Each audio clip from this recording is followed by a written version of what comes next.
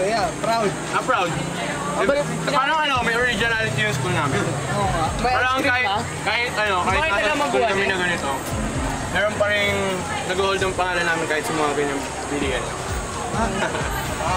So, ano ulit masasabi niyo sa ice cream ni Kuya? Sarap. Sarap. Magaling maliit lang. So, yung kinuha ko ngayong flavor, yan, parang yellow yan, pero magkaiba yung flavor. Yung isa, keso. Tapos yung isa, mangga. Tapos may tatlong pilihan, naka-cone, naka-plastic cup sa cone, o kaya naman naka-tinapay. Yan na, ito yun. Ito ang consistency ng napakasarap na ice cream ni Mang Rene. Harap, grabe. Try mo to, masasarap pa sa Magnum. DQ? Wala yan. Tutti Frutti, wala! Ito talaga, 10 piso lang. Swak na swak.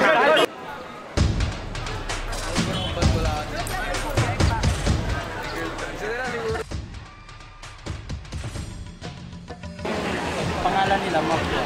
Ganun, pumayag na rin ako. 1,000 ano. Pumayag ako.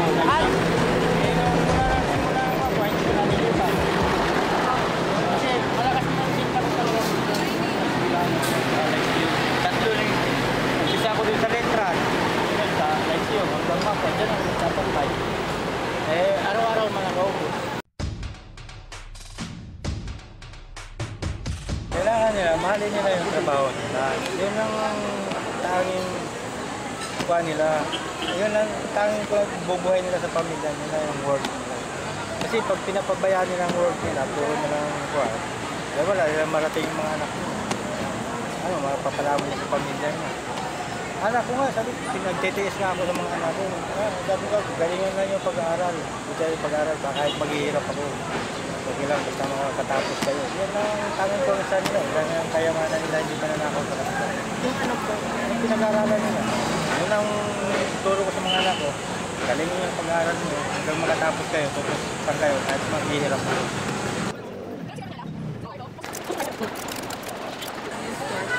Anong special sa ice cream ni Kuya na wala sa ibang Nagiging pinuhulog yung...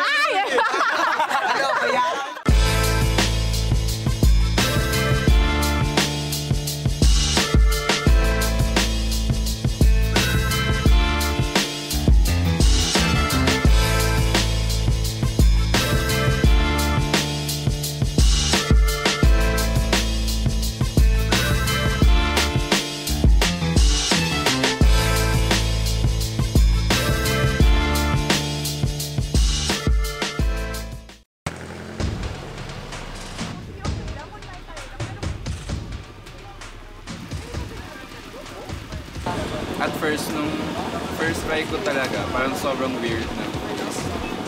May distinct taste kasi sa kanila na hindi mo alam kung masarap na weird pero okay naman yung lasa. Ano daw si Willie Rebellion, ito daw kumakain. Tapos mahaba yung line dito pag weekdays. Hindi siya sikat naman talaga. Yun, masarap daw dito, ganyan. Kumakain dito. Ngayon madalas, every 2 weeks. Every mga 2 weeks, ganyan. Masarap dito. Natatawa ako.